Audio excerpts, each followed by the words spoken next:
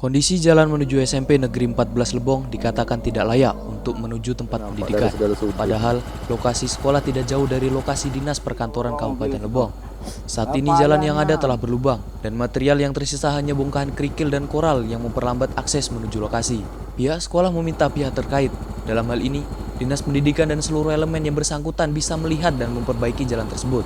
Sebelumnya beberapa pihak telah melihat kondisi jalan. Tetap saja, sampai sekarang belum ada realisasi untuk pembangunan tersebut.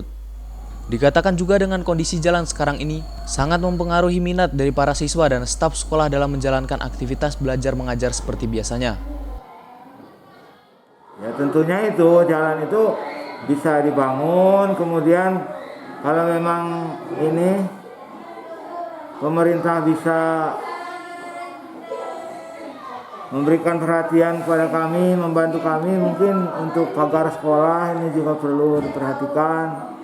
Karena pagar sekolah kami ini hanya di bagian depannya saja, untuk bagian belakang dan samping belum.